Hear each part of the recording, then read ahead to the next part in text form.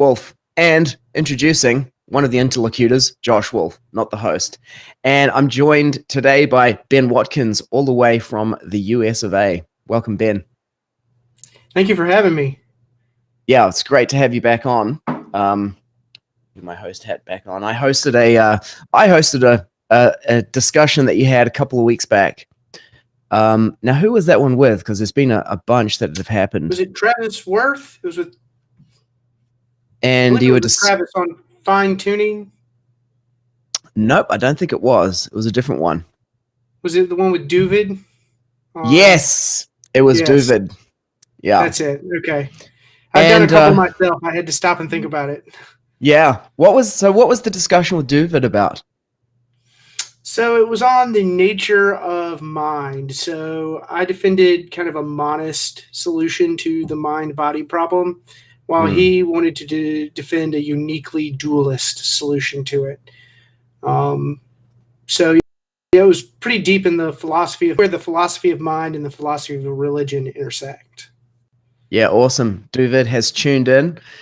G'day, Duvid. And he says he's looking forward to today's discussion. So it came out of a comment that I made as the host, the moderator, where I said, "Ben, why are you not a theist yet?" And you said, "The problem of evil." And so I was like, okay, we should definitely talk about that.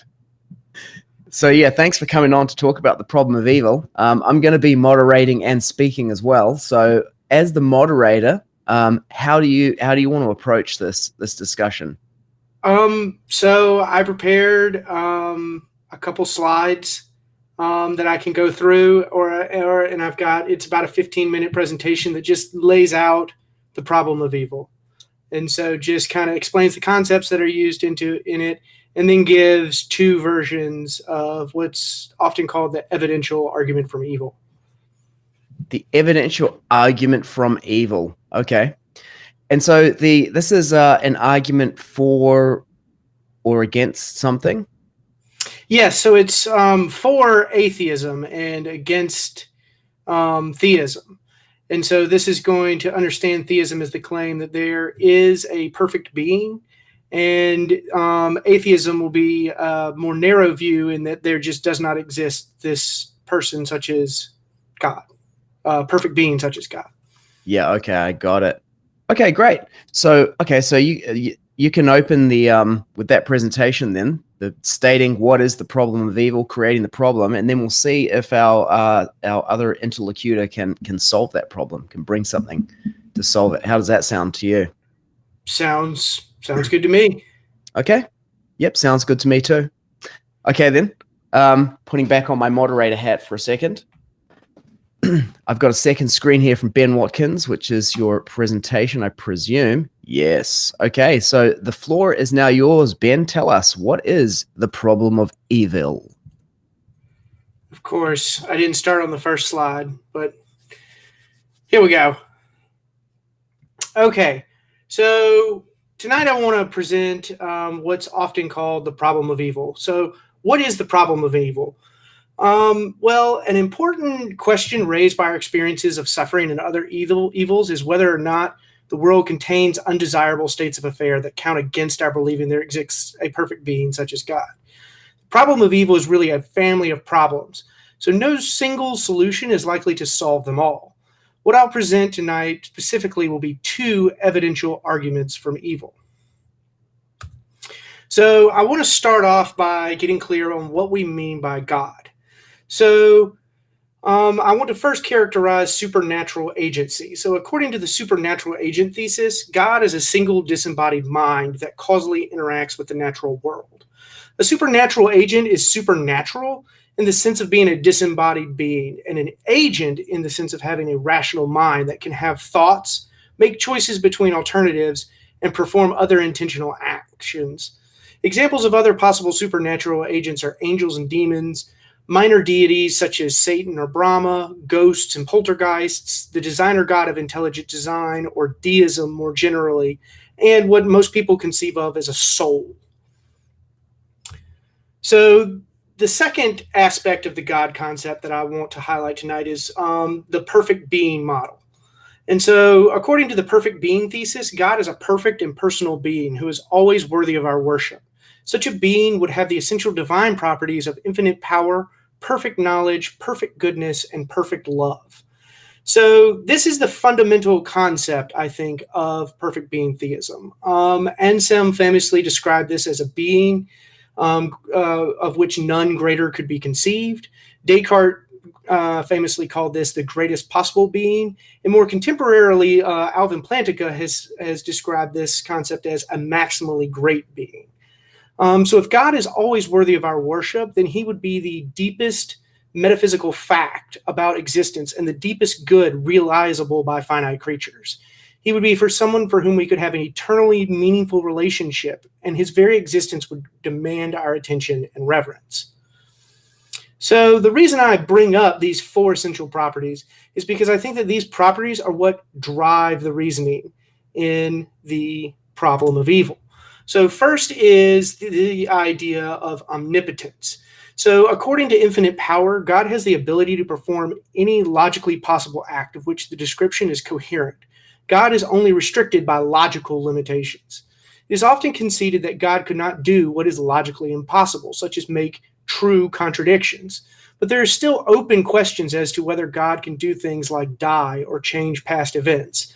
I won't try to answer any of those questions here tonight and just content myself with the idea of omnipotence being the ability to act without logical restrictions. The next attribute that I want to talk about is perfect knowledge. So according to omniscience, God could only have true beliefs about the world and about what matters. God would know all true propositions that it was logically consistent to know. Next, I want to consider perfect goodness. According to moral perfection, God would be so constituted that he always performs morally permissible acts and never performs any morally wrong acts. God's goodness would not be deficient in any way. God would aim to create a world that was worth creating for its own sake. He would desire for things to go impartially best in such a world, and he would never be blameworthy for any act he performed within that world. Finally, I want to say something about divine love. According to divine love, God's love for finite creatures would be infinite, inexhaustible, and unsurpassable. Such love would involve universal benevolence towards and universal caring for the well-being of finite creatures. This includes non-human animals. A perfectly good God would always want the best for his creation and would always have its well-being in mind and would desire to be found by his creation. The concept of divine love and its relation to creation I have in mind is analogous to our concept of a perfectly loving parent and her relation to her child. So finally, this brings me to the crucial concept of perfect being theism. The property, why is this important? Why have I spent so much time characterizing this concept of God? I think it's because the properties we ascribe to God have implications and constrain how the world could be if it were created by such a being. According to perfect being theism, or what I'll just simply call theism for short, is God's omnipotence and moral perfection, omniscience, and divine love entail there are no justified evil, such that the probability of observing an unjustified evil, given the existence of God, is exactly zero. So we now have, the first premise of the core argument from evil. So the core argument here says that theism implies there are no unjustified evils, there are some unjustified evils, therefore theism is false. The core argument is deductively valid, and it concludes that God does not exist. The core argument turns on the existence of unjustified evils. There is a subsidiary argument defending the crucial premise B of this core argument. The subsidiary argument will involve both substantive moral and non-moral factual claims. The subsidiary argument can be deductive, inductive, abductive, or some combination of the three. Premise A does not assume God would create all the best possible worlds either. I want to note that point at the start. So I've introduced the concept of an unjustified evil. But what is an unjustified evil? Well, something is evil if it is intrinsically undesirable, and an unjustified evil is a state of affairs a being such as God would not be justifying and allowing. This brings me to the next concept of an inscrutable evil. And inscrutable evils are evils we cannot discern any God-justifying reason for God allowing or permitting. So when are inscrutable evils also unjustified evils? Some evil may not be justified for God to allow it if it neither achieves some compensating good nor the prevention of an evil equally bad or worse, or has wrong-making properties insufficiently counterbalanced by right-making properties. So I want to make 4 important distinctions about the form that arguments from evil can take. The first is an abstract concrete distinction, a logical and evidential distinction, a subjective and an objective distinction, and an axiological and a deontological distinction. So abstract versus logical. There is some fact concerning evil such that the existence of God is either logically precluded or rendered unlikely by that fact. What is the nature of this fact about evil? Well, abstract formulations assume the detailed natures of evils we observe and experience are unimportant. So we can just use facts like there is some evil, or there is a certain amount of evil, or there are certain kinds of evils, or evils are distributed in certain ways throughout the world. Concrete formulations, on the other hand, assume that the detailed natures of the evils we observe and experience do matter. So these are examples like there are some natural evils, innocent children suffer with things like bone cancer, non-human animals suffer in the struggle for survival. Some people's suffering bears no relation to the moral quality of their lives. Some people lose themselves entirely from suffering so horrifically, and they believe their life is, on the whole, not worth living. Sorry. So I want to say something about logical and evidential formulations. So the difference with respect to this distinction reduces to the difference with respect to the modal status of whether there are any unjustified evils or not. If it is a necessary truth there are some unjustified evils, then unjustified evils are logically incompatible with theism. If it's true but contingent there are some unjustified evils, then unjustified evils are evidence against theism. So what's the upshot of this distinction? Well, I don't think there's much upshot to it. The modal status of an unjustified evil is not an interesting feature. If there are any unjustified evils, then the argument from evil is sound. And it does not matter whether the proposition is necessarily true or only contingently true.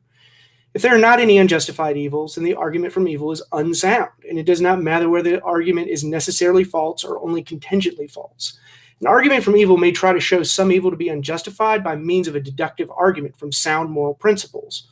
Or it may try to appeal to evils which may be justified, though unlikely to be so. An argument from evil may appeal to evils of both sorts. This distinction should be drawn between logical and evidential considerations rather than between logical and evidential versions of the argument. Another thing I want to say is about subjectivist and objectivist formulations. So some theists argue the problem of evil arises only if goodness and evil are real properties of persons, actions, and states of affairs. But I want to argue that this is a big mistake. Even if we assume all of our moral judgments are literally false, that would not preclude moral beliefs from being logically inconsistent with one another, or to their giving rise to inconsistencies when combined with non-moral beliefs.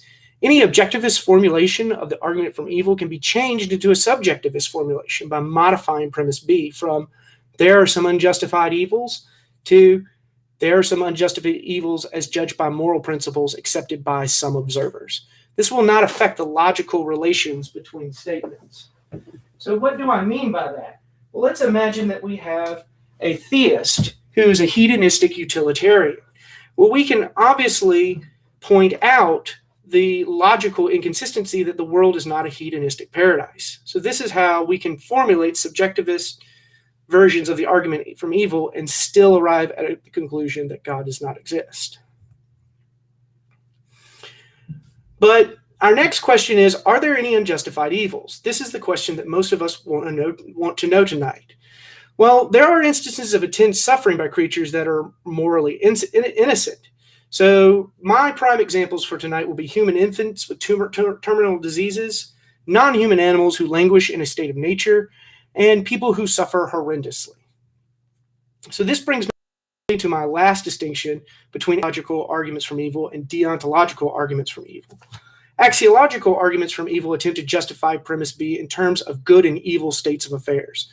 Deontological arguments from evil attempt to justify premise B in terms of rightness and wrongness of acts. So the axiological formulation can it be established, or is it likely a perfect being could have prevented some particular evil without losing some greater good, or preventing some evil equally bad or worse? This argument will assume the moral principle that the intense suffering of morally innocent creatures is an evil state of affairs. And here's the axiological argument from evil. Premise A, an evil state of affairs and an unjustified evil if a perfect being could have prevented it without losing some greater good or preventing some evil equally bad or worse. The intentional allowing of the intense suffering endured by morally innocent creatures or evil state of affairs a perfect being probably could have prevented without losing some greater good or preventing some evil equally bad or worse. Therefore, C, intentionally allowing the intense suffering of morally innocent creatures is probably an unjustified evil. But can it be established, or is it likely, allowing the intense suffering endured by morally innocent creatures is a morally wrong act, all things considered? This is a deontological argument from evil, using the deontological moral principle that intentionally allowing the intense suffering of morally innocent creatures is a wrong-making property of an act. So this is the deontological argument from evil. An act is morally wrong if it has wrong-making properties not counterbalanced by right-making properties, all things considered. Intentionally allowing the intense suffering endured by morally innocent creatures is a wrong-making property which is probably not counterbalanced by right-making features, all things considered. Therefore, intentionally allowing the intense suffering of morally innocent creatures is probably a morally wrong act, all things considered. So how can we justify this crucial premise B? Well, we can let N be the allowance of any natural disaster or the suffering of any morally innocent creature. We can let R be any unknown right-making property and W be any unknown wrong-making property. There are only 4 possible outcomes when it comes to any particular N here. In 3 of these 4 possibilities, N is morally wrong, all things considered, because it has wrong-making characteristics that are not counterbalanced by right-making characteristics. So it is 3 times as likely, a priori, that any particular N is a morally wrong act than it is that a morally permissible act, all things considered. There are a lot of particular natural disasters and a lot of suffering of morally innocent creatures. So N is an extremely high number.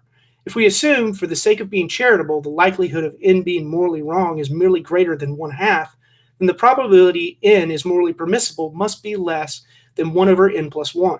Since N is an extremely large value, the probability is very high that for any particular N, it will be morally wrong, all things considered. So now we have inductively justified premise E of the deontological argument from evil. So I'll go ahead and leave it there. I know I've put a lot on the table, and that's a lot to take in, but I think these are really the bare bones concepts that help us really see the scope and depth of the problem of evil and just what it's going to look like to try to overcome an argument like this.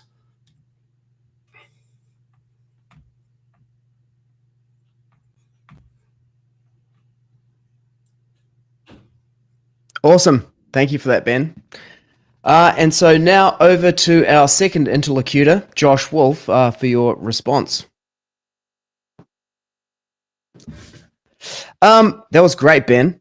Very detailed. I am a bit thrown off, though. I thought that the problem of evil was that there is not enough evil in the world, so I came prepared for a different argument, but you've laid it out completely there for me. Okay, so I don't think I saw a definition of evil in there explicitly, but what I picked up from that, would you agree with this, that the way you define evil is as intense suffering by creatures that are morally innocent? Well, so I would say that that is an example of something that is evil. So I am defining an evil itself as something that's intrinsically undesirable. So I'm bringing that slide back up right now. Can you see it? I cannot. Okay. It's not being shared at the moment, I think. Oh. Duh. How about now? Yes. Sweet. So I want to say that something is evil if it's intrinsically undesirable. So it means that it's something that no one has any reason to desire for its own sake.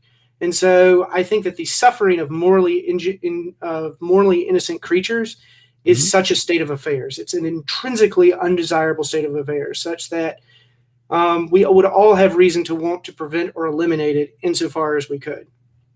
And so I'm saying an unjustified evil is a state of affairs of being such as God would not be justified in allowing. Okay. Okay, so something is evil if it's intrinsically undesirable. How do you deal with... Now I just want to get really flat on the definition of evil before I present my counter case here. How do you deal with the fact that there are differing perspectives in this world, and that, you know, what one person finds desirable, like let's take, I don't know, Shylock from The Merchant of Venice. You know, he wants the pound of flesh. He wants it. The other guy, whose name is lost in obscurity, does not want to give it. And so I don't necessarily mean the circumstances surrounding that, just the fact that there are, you know, what one person calls evil, and in the sense that it's intrinsically undesirable. Another conscious agent is like, yo, I'm all about it. Like, who gets to decide that it's evil? So I think this is a perfectly fair question, and so it was something that I touched on a little bit in my opening, with the distinction between objectivist and subjectivist formulations of the argument from evil. Yep. So I want to say two things in response. So the first thing is that I'm an objectivist. So while I agree that there are moral perspectives that disagree across time and place, but that there is an objective right answer. So if someone were to say that pain is not bad, I think that they would be making a mistake. Now, they might believe that because of some other belief that seems more plausible to them and is entailed by that.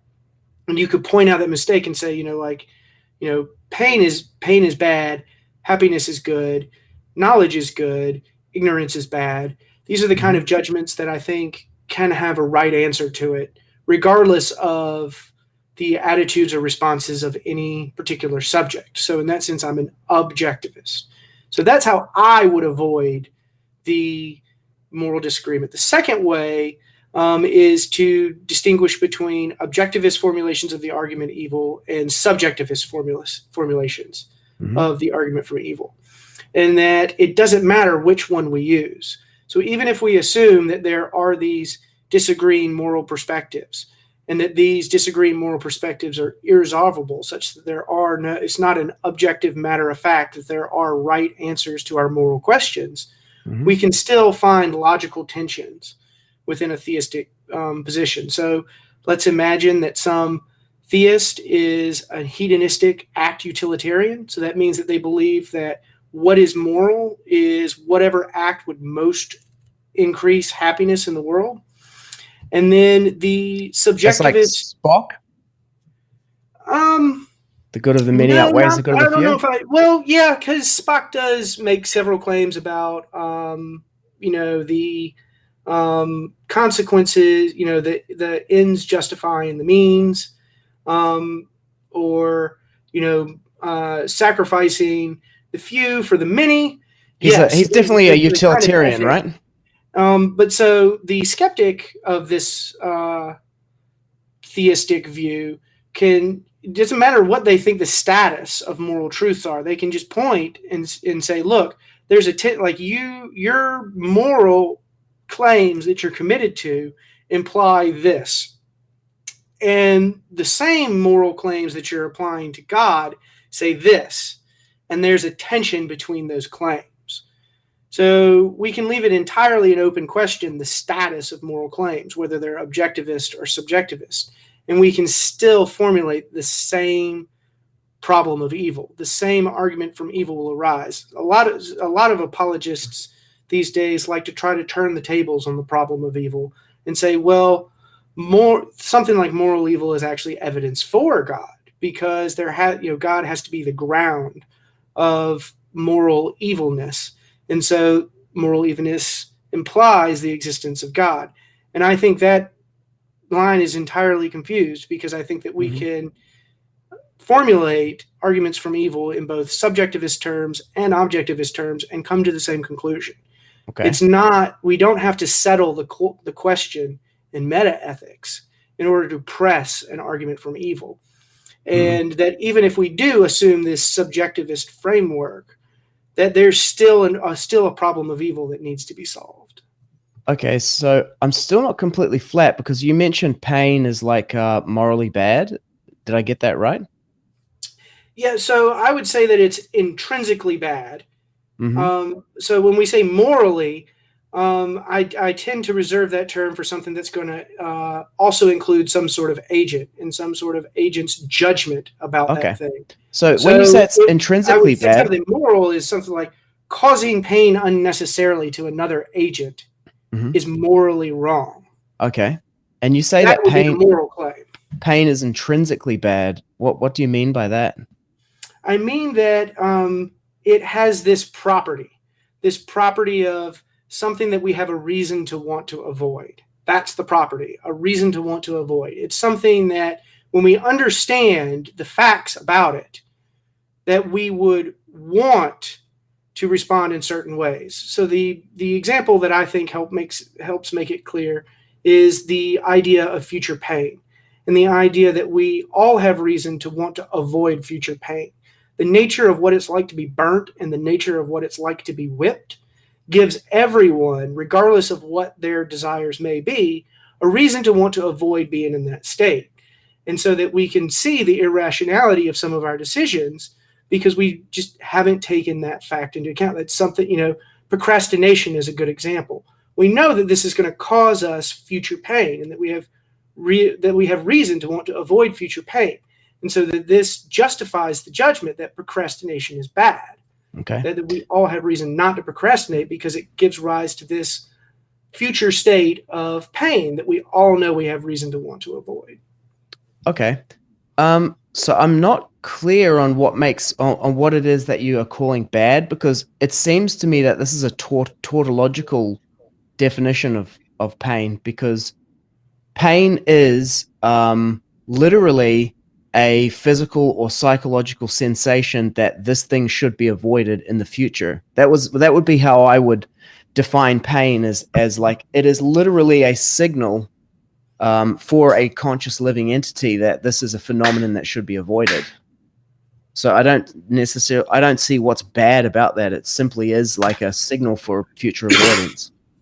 Yeah, so I think the reason that it's doesn't seem bad in that context is because you've characterized it in entirely non-normative terms. So you've characterized it in a descriptive term, in descriptive terms that make reference to what it's like for us to experience pain.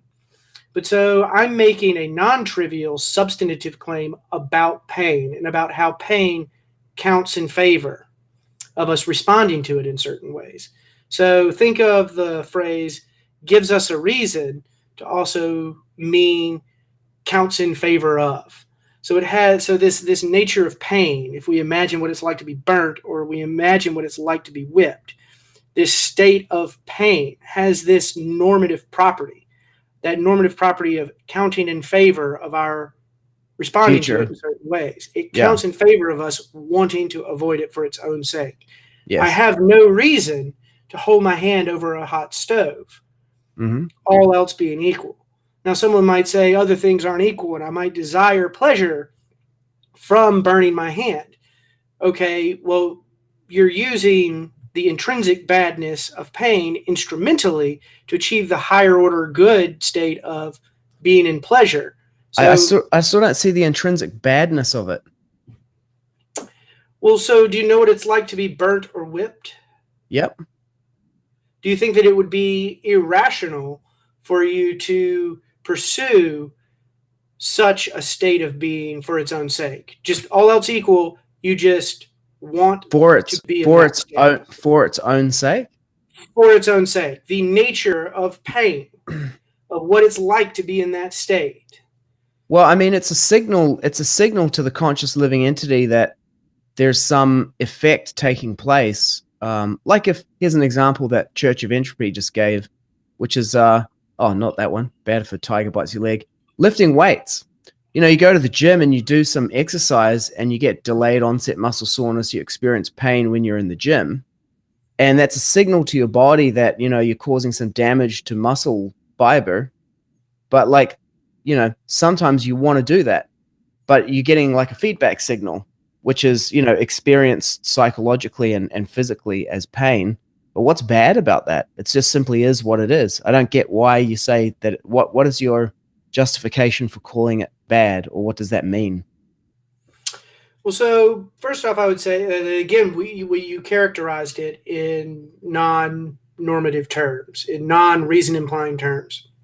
And so I concede right away that nothing moral follows from that. That is David Hume's famous is-ought distinction. You can't derive ought statements from is statements.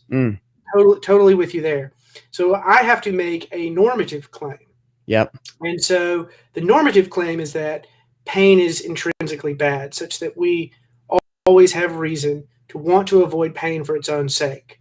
And subjectivist views of ethics, anti-realist views of ethics, imply that we have no such reason, and that that's an implausible implication. Therefore, it would follow that pain really does have this property, this normative property of being something that we should avoid. So we can call that the pain argument. That's one argument in my view. But I mean, you know, going to the gym is like a clear demonstration that's just not a fact. Well, but how do you figure that? So again, we can't derive normative conclusions. No pain, no gain, bro. There you go. No pain, no gain. So that's not a normative statement. So you're saying that, so implicit in that judgment is that gain is good. That's a normative statement. So you're assuming that you want this higher order good thing, gainness, strength, ability being something intrinsically good, disability being something intrinsically bad. Well, not intrinsically good or intrinsically bad, simply desirable for the living entity. Like, I particularly want this thing. Well, so yeah, we can cash it out in those same terms. If I say something is intrinsically desirable, I'm saying that it's intrinsically good, just how I defined evil earlier as something being evil or bad is intrinsically undesirable. Okay, I see. And not necessarily intrinsically. I'm attributing a property to not me or any subject. I'm attributing it to the object pain or the object. I think you have a problem there, though, because nothing is intrinsically desirable or undesirable. Like two people desire two different things. So let's use a non-practical example and use a theoretical example. So I would say that the conclusions of sound arguments are something that we ought, or must believe, because truth is intrinsically good. No. I want people in the general public to not know the truth about UFOs. I'm the government, right? And I'm in the NSA or whatever. We want them to believe something false. So you might have some other goal that you think is more important than the public. Yeah, exactly. Having the truth. But I'm saying that manipulating people in general. Good. If I know that an argument is valid, has a valid structure, and I know the fact that it has true premises. Okay. And I think that those two facts make it sufficient to be the case that I should believe the conclusion of that argument, because the conclusion of that argument counts in favor, gives me a reason to believe it, a decisive reason. And if I didn't believe it, I would be making some mistake. I would be irrational. Okay. So you're making a claim that truth is intrinsically desirable. Yes. And ignorance is intrinsically undesirable. We have reason to want to be more knowledgeable and to be less ignorant. And that I'd say, states of knowledge are better than states of ignorance. Yeah, okay. So these are the claims I want to preserve. Yeah, okay. I have, yeah, okay. I think my argument also will take that apart as well. Okay. I think I have a grasp on how you've defined evil here. And so what I would like to bring now is my solution to the problem of evil. And this arose out of your question, like, hey, the reason why I'm not a theist is because I haven't seen a good solution to the problem of evil yet. And I was like, hey, I got one I'm pretty sure you never heard before. So awesome. I'm gonna bring a solution to this problem of evil based on Bhagavad Gita, which contains the philosophy of the Upanishads and the Vedanta Sutra, which is an Eastern coming from the subcontinent of India. So this solution that I have for the problem of evil, I got really three things that I thought about it. Like, is it internally consistent? Does it resolve the problem of evil? Like, does it bring something useful? And then the third one is it falsifiable? That's from like an empirical science kind of perspective. And I don't think it really is falsifiable, but I don't see that as a problem because its utility lies in its pragmatic application to this problem, not in really evaluating whether it's like empirically true or not. Like as a metaphysical context, it's going to be pretty much impossible to evaluate that.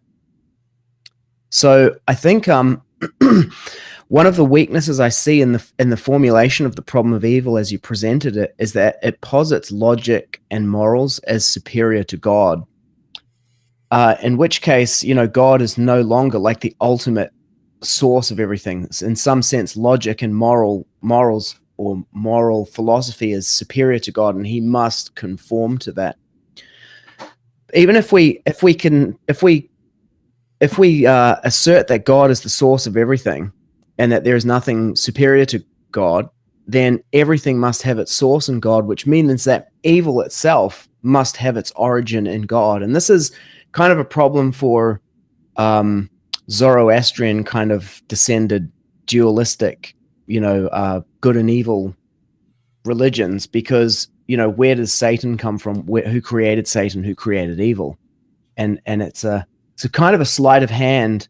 And it was the problem I had with Christianity, which was like, there's the devil and he's all bad and God is all good. And I was like, well, where'd the devil come from and who invented evil? Like, so this, if God does exist and he's omnipotent and he is like the source of everything, he must not only be all good, he must be all evil as well. You can't have the claim that God is omnipotent and omniscient and is all good. He must also be all evil. Like, they must both be there. So here's how the Bhagavad Gita resolves this problem of the problem of evil in the world.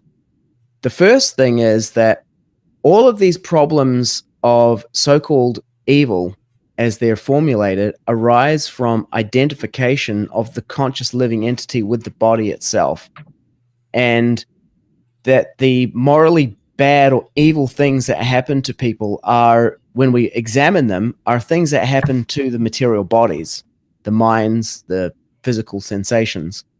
But according to Bhagavad Gita, the bodies that we are experiencing right now, the experience of life that we have, is pretty much the same as playing a video game.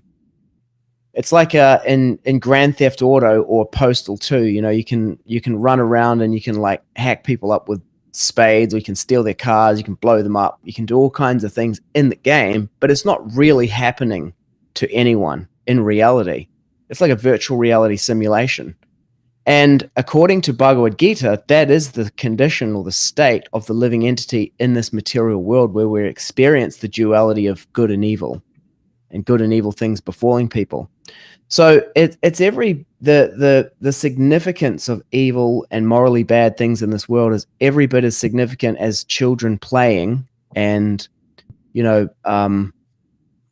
playing like soldiers or whatever with swords and like, oh, you killed me, now I'm dead. Even though it seems real to us, it is not.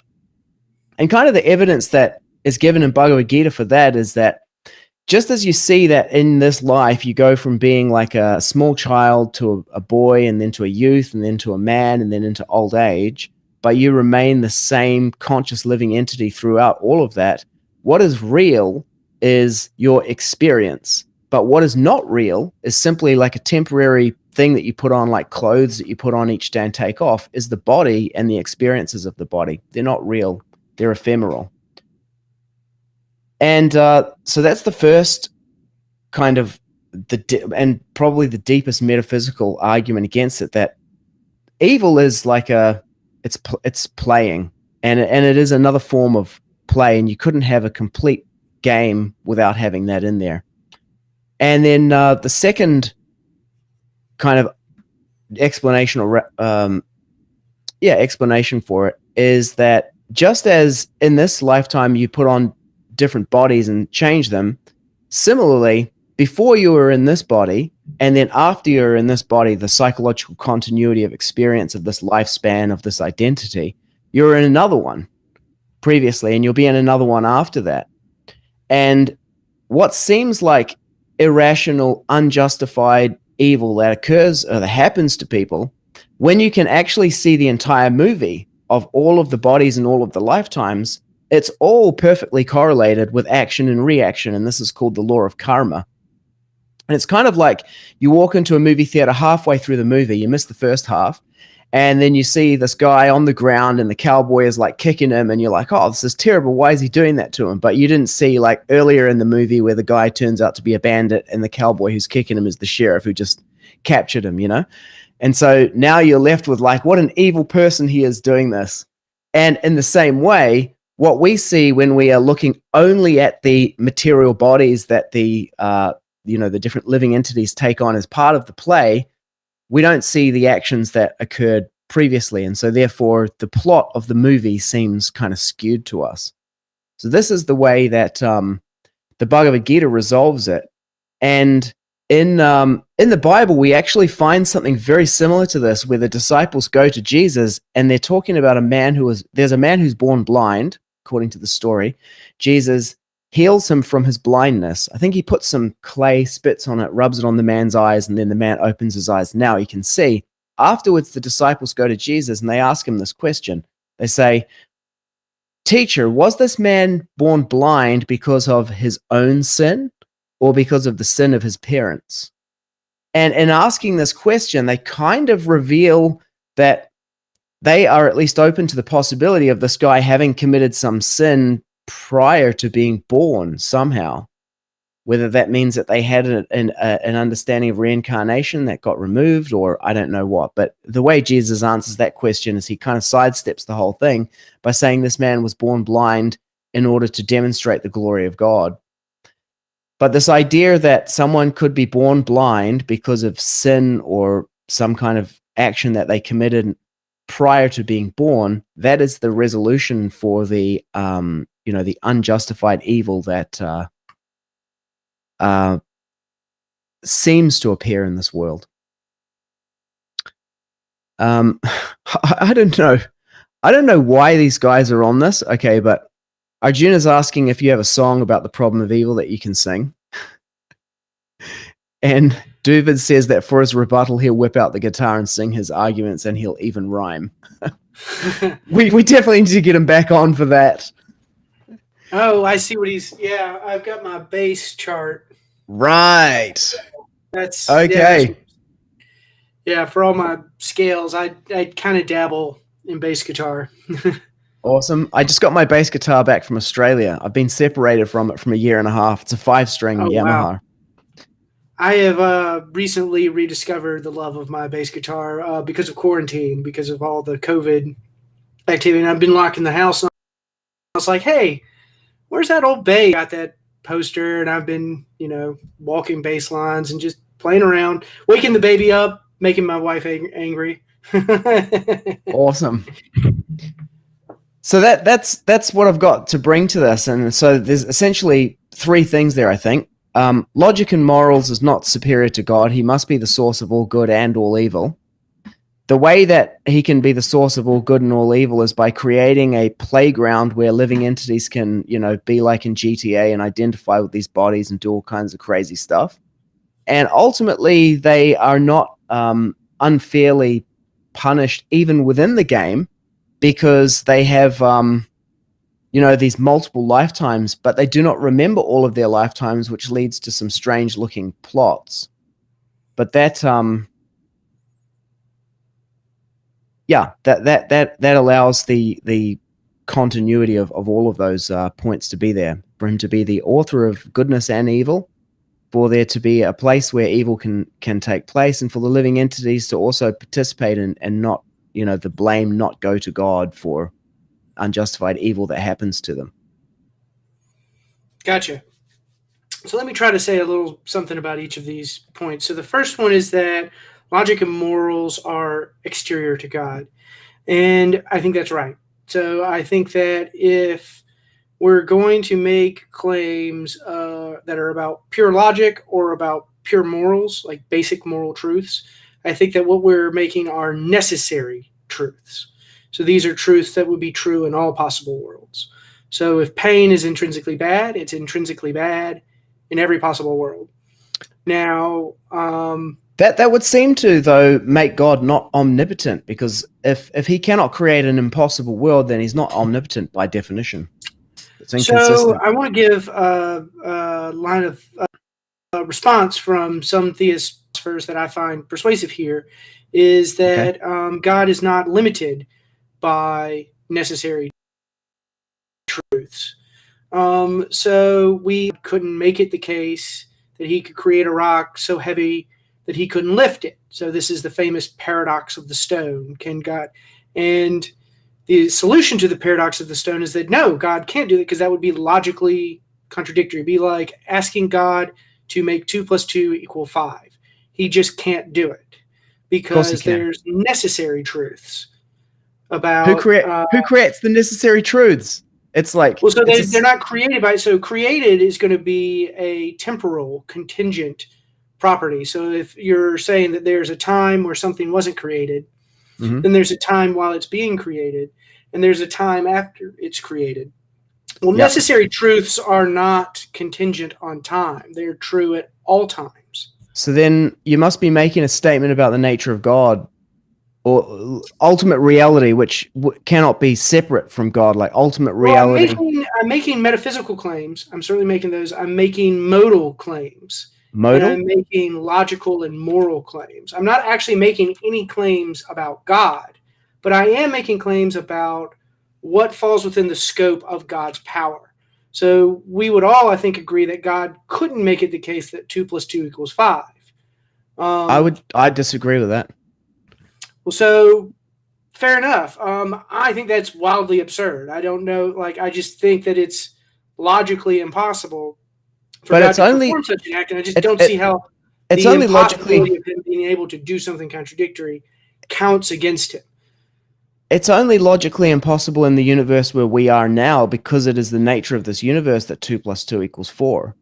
Well, I'm going to say that that's not just a local fact about our universe, the actual world. I'm going to say that that's a claim that transcends all possible worlds. It's true not just in the actual world, but any possible world. Any way that the world could have been, these are modal claims. Any way the world could have been, it would still be the case that 2 + 2 = 4. And that pain was intrinsically bad. And that God, even if God did exist, he couldn't make it the case that it was morally good to torture children for fun. Like, these are just things that he couldn't do. He couldn't change the past. He couldn't die. He couldn't, make horrific acts morally praiseworthy. But I don't think these are things that would count against a God's omnipotence, because I think they're just nonsense. And then if we want to make good sense out of the claim, the essential claim that God is perfectly good, we're attributing a property to God. We're saying that God has this property maximally instantiated, and that's not a trivial claim. That I'm not saying something that refers back to God himself, but it's a substantive property that God can instantiate, and it's not a trivial truth whether or not he has it. I think that point there, like, you're making a really strong claim there. Like, God could never create a universe in which 2 + 2 = 5, in which he creates something that he can't lift. He can't go back and change history. But I mean, we can even in this universe, we can even imagine those scenarios. So I don't know why or how you can come to the conclusion, like a hard conclusion, like, no, God definitely could not do this. We can even think of it. Like, people previously were like, no one can ever fly because of heavier than air machines. It's just impossible. But people could think of it, and then they eventually went and did it. I mean, if we can think of this thing, how can we also then say that, well, God couldn't do that? I don't know. How do you justify that? Well, so I think we can coherently describe a situation in which we can fly, even in times when human beings had not achieved the feat of flight. So I don't think that there are any logical axioms that are being broken by achieving flight. There might be physical limitations that engineers can overcome by understanding things like lift and drag.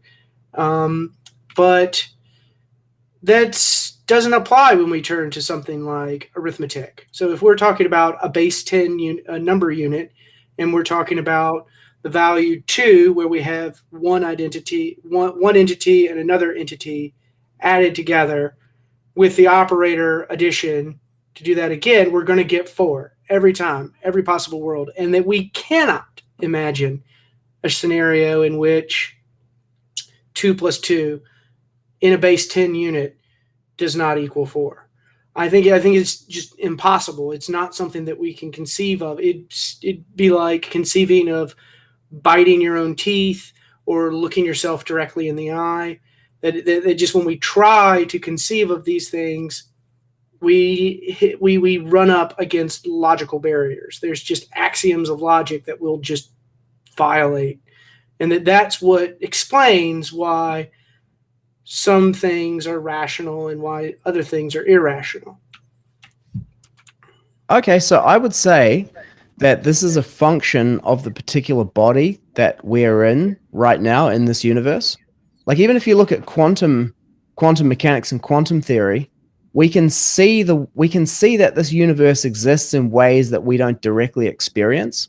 Like, we have a particular experience of the universe that is like a product of the waveform collapse, and as near as we can tell, it's intrinsically linked to the set of senses and the particular brain that we have.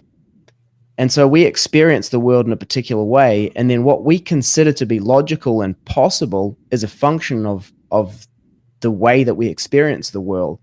But once we go into these kind of experiments in like quantum mechanics and the maths of it, it becomes extremely illogical and irrational. Like, the moon doesn't exist when we don't look at it. Objects take all possible paths through space, including going all the way around the universe and back again. Like, all kinds of stuff that seems impossible at the macroscopic experience level is mathematically demonstrated to be happening in this universe. We just don't get to experience it. So I think that this move takes us beyond what is known as natural theology. So there's a tradition in the philosophy of religion that tries to establish the existence of God through observing the world. And so the argument from evil comes from the opposite end of that tradition. It's the atheological side of the tradition that says, look, no, there's observations about the world count against belief in God. And so what these two traditions share is that they're trying to use observations in the world to make their case. Now, there's two other traditions. There's a mystic tradition, and there's the revealed religion tradition, where things are revealed to us by the deity, or the mystic tradition, where things are just beyond our reach. They're ineffable. They're that the concepts and language games that we are able to use cannot ever really grasp the things that are true. And so I'll just bite the bullet on that. So if what it takes to avoid the problem of evil is to just abandon the natural theology, project and say, well, look, there's just considerations that are just forever they're too mystical for us to know, or we could only know them by some sort of divine revelation, then something like the problem of evil is just the wrong tool for that dialogue. That's just a different conversation. So this isn't so much an objection as an argument is with a specific concept of God, working with a specific tradition that's trying to use facts out the world to make the case for that God concept. And so if we go into a different tradition, that's totally all well and good. But when I make claims that are essential to the problem of evil, like God is omnipotent and God is morally perfect, if we're taking those concepts and putting them just out of the bounds of which our finite minds can understand them, much like, our minds have trouble understanding like quantum mechanics, like you said, okay, well then there's a mystery in the problem of evil. The mystic tradition might just embrace that mystery and say that mystery is just part of it. And the revealed religion tradition might just say, look, the answer is just going to come from the revelation from a divine being. The only way that you're going to be able to solve this problem is if you take that leap of faith. Okay, so what I'm hearing you saying is that this problem of evil argument is good in the dojo, but it's not so good in an MMA octagon. That's a perfectly fair way of putting it. So I want to stick with this metaphor. I really like this metaphor, by the way. I'm super into it. Which one? The argument from evil is the heavy hitter in the octagon. It trains day in, day out, and beats theists at natural theology. But there are other traditions, like if I were to go join the Marine Corps, I don't care how good you are in the octagon, a Marine is trained to kill you. Yeah. Like, they're not trained to obey rules. They're not trained to, listen to referees. They're trained to kill you. And indirect fire javelin missile. Boom. Yeah, there's certain certain techniques work well in certain domains, when you take them out of that domain, they're not going to be as applicable. When I take an atheological argument from the natural theological tradition and I apply it to something like a precept tradition, a fideist tradition, or a mystic tradition, it's just not going. It's not the tool that you would use in that dialectical context. You would want to be arguing in a different way. That's not to say that there's something wrong with the previous way. It's just a different application of it. Okay, I got it. So leaving aside the what we've been talking about and going back to the other 2 points that I made then, what about this idea of like that the world is a playground, it's like a virtual reality simulation and you are not the body? How does that impact things? And then the other one is the idea of karma in previous lives, but let's look at the virtual reality simulation hypothesis. Great question. So before I get to that, the second claim, which I think is logically prior to this one, is your idea that God must have created evil. So that's a claim that theologians, if they're listening, are they're kind of cringing at this idea that God creates. So because he must be the source of evil, is what I'm saying here, not necessarily created. So something like the Thomist tradition, classical theists are going to say that something like evil is a privation of good, that God is pure goodness, and that anything that moves away from this paradigm of goodness towards what doesn't have any positive existence in its own. Away. How can you move away from God, like in space that is not God, towards something that is not omnipresent? God? Yeah, I know. It creates problems of other sorts. Its own problems. Yeah. The motivation for this move from the Thomists is the idea that God has any parts, especially an evil part. So the Thomists are going to say that God is the sunum bonum, the greatest possible good. Source of all evil. And so so with that said, with giving the theologians their say here, I sympathize with this move. I think that if you're going to have a plausible theodicy that gives us a solution to the problem of evil, you have to concede that God created evil. I think that's a super tough bullet for theists to bite. Yeah. But I'm going to concede this to you here. Otherwise, you have to I think posit that this, Satan as an independent, came from that's another problem. I think there is really good motivation on the other side. I just wanted to be fair to my theologian friends out there that there is, most theologians by far are going to try to resist this faith. I'm an atheologian, so I don't have much on the line here. So yeah. A lot of common ground. This is an area where you wouldn't see me pushing back on you, and the only reason I do is just I think it's charitable to my apologist friends who I'm sure are going at that suggestion. Yeah. But now this brings us to the part where evil is just part of the game. So there's a game. We can stick with the metaphor that this world is like a game, and goodness is part of that game, and evil is also part of that game. It's like running with scissors. It's how you play the game.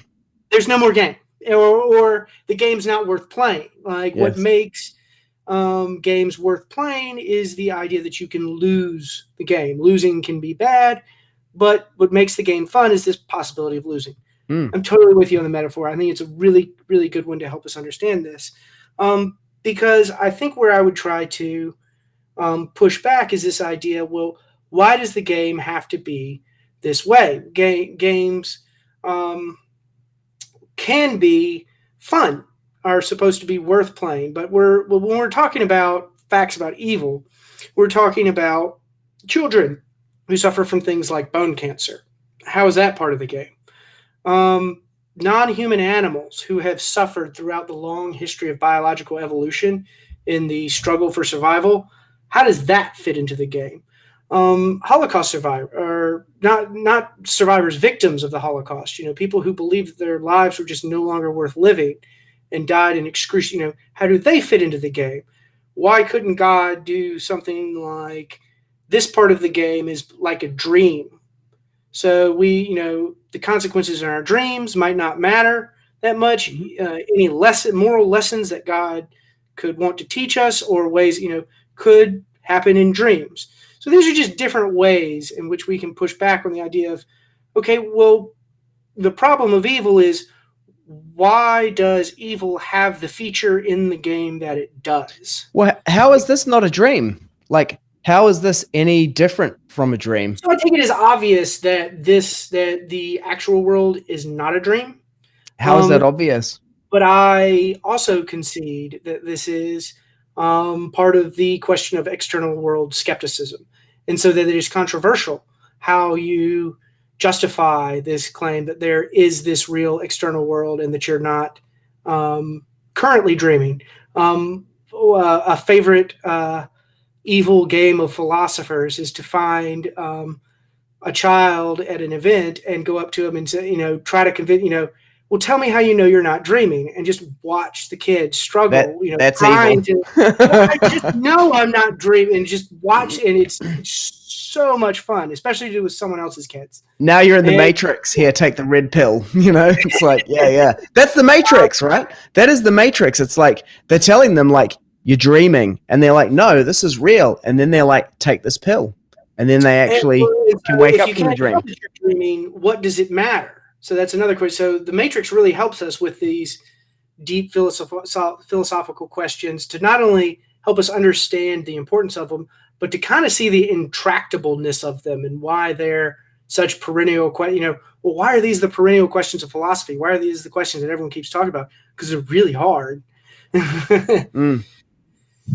So this is so that's the virtual reality simulation one. I mean, if we do take the case that this is like a virtual reality simulation and we are effectively dreaming it, we just don't know that, then the problem of evil would seem to be resolved at that point.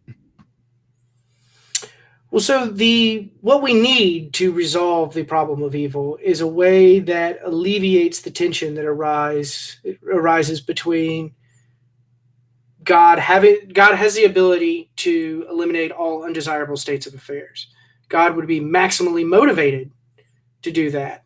So then why do we observe things that we would think an omnipotent and morally perfect being would eliminate or prevent so far as they could. So we need something to resolve that tension. So what's often put forward to relieve this tension is what's called a theodicy. And so theodicies attempt to justify why God would allow, why we would observe the evils that we do. And so I divide these into three broad categories because there's three broadly popular theodicies, the first being the free will theodicy. And so the idea here is that God created creatures with free will, and that free will is a great good. It's something that's very valuable for the world to have. And if the world didn't have free will in it, it would be significantly worse. And so one of the prices that we pay for having this free will is the ability to do evil. And so this is meant to explain things like moral evil. It doesn't help us as much with natural evil, things like children getting cancer or deer burning in forest fires. But it helps understand why there's moral evil and how that moral evil wouldn't be God's fault. A second theodicy argues that exactly what I thought you were getting at with your objection is that it's just part of the game. And that part of the game is to build souls.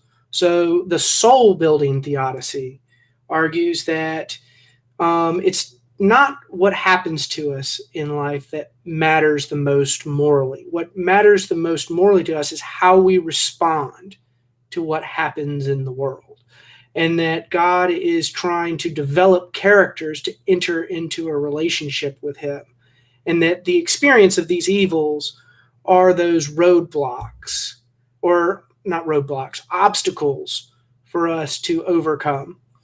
And the third theodicy is this notion of skeptical theism, this idea that God's reasons are just beyond our ken. They're reasons that a finite mind can't grasp. Just like a child wouldn't be able to grasp why their parent is taking them to get a vaccine, perhaps it's the case that the epistemic distance between us and God is just so great that we cannot see why there would be the kinds, amounts, and distributions of evils that we observe in the world. And so that just shouldn't surprise us. And so that we can't make any judgment by observing inscrutable evils in the world. We can't make any judgments one way or another, whether these are actually justified evils or unjustified evils. And so that the argument from evil basically is a wash, because it just requires us to make claims that we couldn't even expect to know. So those are the three. Now, I think there's problems with all three of those theodicies that are pretty substantial, but that gives a pretty rough characterization of what the landscape looks like as far as the natural theology's response to the problem of evil. So I have a fourth theodicy for you. This is because those three theodicies to me sound very much rooted in like a Christian kind of theological tradition.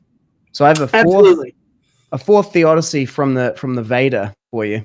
So first of all, just to call back to something you said about the mystical kind of tradition, in the Veda, it says in the Vedanta Sutra, which is like the summary kind of study of all of the Vedic knowledge, they summarized it into a single book. They said, Na ikshate shabdat Brahma, that the supreme Brahman, like supreme reality, is that going towards which the mind and thoughts turn back, unable to attain it. So it is ultimately a mystical tradition that can only be experienced through like meditation and various other kind of techniques, which ultimately result in revelation, which is the only way they can be fully known. But the theodicy for this is that the supreme consciousness is one, undifferentiated and without a second, and then in order to fully express and experience everything, divides itself into individual consciousnesses, which then experience every single possible permutation of existence. And in that way, it is not only the fullness of all experiences that can be had, but it is also the full experience of everything that can be experienced. See, without having that, God is not unlimited and fully complete. You know, it's like I'm having an experience that God does not have would mean that, you know, somehow there is something that exists outside of God that is not God, but everything is contained within God. And so all the individual consciousnesses of the living entities in all of the different bodies are God expressing itself, himself, herself, to the fullest extent. So I like this response. So this response is going to change the concept of God that's in play here. So what you have characterized would probably be considered more a pantheist or panentheist view. Panentheist. Where there's this oneness, and we are all aspects of that same one. We are inside God, so to speak. So again, I would have sympathy with this sort of tradition, but to be fair to my apologetics and theology friends who are probably from a Christian tradition are probably once again wincing a little bit at this, because one of the essential Christian theological doctrines is that God created a world separate and independent from himself. God can't be identical with the divine natural world like Hegel or Spinoza would have said, because God and his creation are separate. And creation can't be part of God because God is separate from his creation. But I'm not, again, I'm philosopher of religion in an atheist camp. So these are considerations that I don't, I can just, no. You don't have to be committed to them. Yeah, I'm not committed to these. I find the pantheist and panentheist conceptions super interesting. And I certainly concede them as a way of avoiding the problem of evil, because you're essentially taking away something like omnipotence, or you're not taking it away, you're watering down kind of the divine conception of God from this perfect being conception of God to this pantheist, panentheist conception of God. What's the difference between those two? I think that's the right move in the philosophy of religion. I think that if we're going to have a philosophy of religion that moves forward and is making progress, I think we have to shift from this personalist, disembodied mind, perfect being theistic conception of God towards this more impersonal, pantheistic, panentheist type conception of God. So I think that of all the theodicies that we've put on the table today, I think that's going to be the most promising one, but it's also going to be one that's not super attractive to someone within a perfect being tradition of Christianity. Yeah, it's interesting that within the Hare Krishna tradition, it has both the personal and the impersonal aspects, that there is a perfect divine being aspect of God, and there is this also impersonal pantheistic, panentheistic, which I don't understand the difference between the two yet, but I can at least say it, that both of those aspects of God exist, and that you couldn't say that God was whole and complete and perfect and omnipotent and everything without having both of those, because otherwise you're able to conceive of something that God is not. So God must be both of them. I think there's definitely some conceptual challenge. That's a super, super important point I think you just brought up. It's just that there's these conceptual issues. God is unbounded.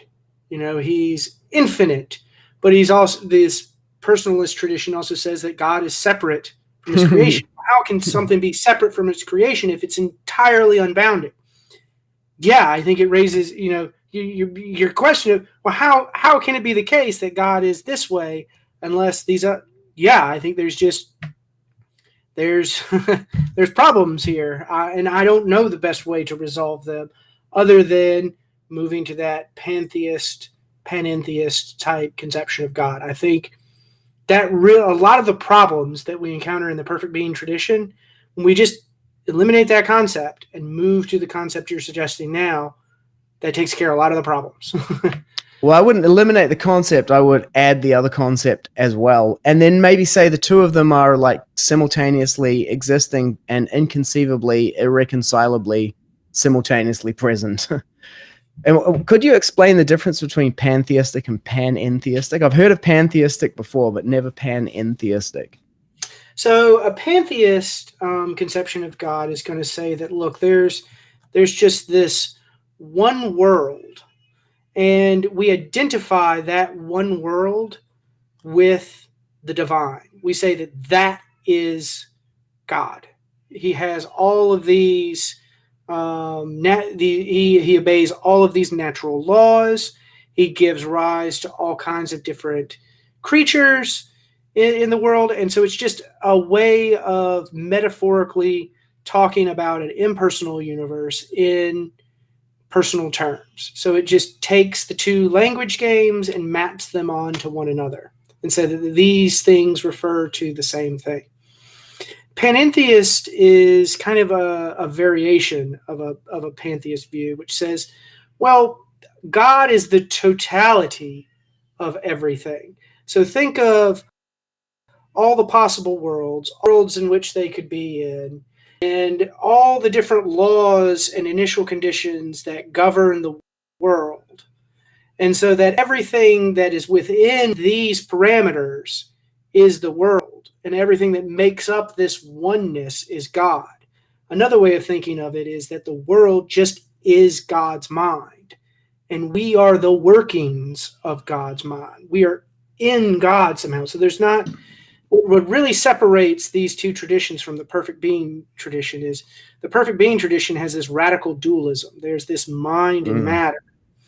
That, there's these, God mental created something physical separate from himself. But the pantheist and panentheist traditions are going to say, no, there's just one world, and that God and his creation are just two aspects of the same way. They have these certain relational properties to each other, like the two sides of a coin. They share just one coin, but we can't characterize the coin without making reference to both sides. We can only look at one side at a time. If I want to look at the other side, I've got to turn the coin over, and I can only see it. So, and that maybe the world is similar to that. There's a divine aspect of it. And when we're talking about the divine aspect of it, we're not talking about the scientific image of it, the one of in entirely third-person terms. But when we move to the other side of first-person terms, we can talk like that.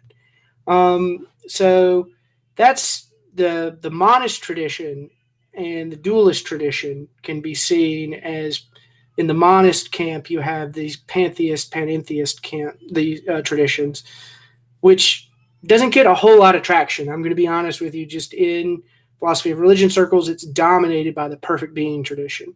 In the West, at least, yeah.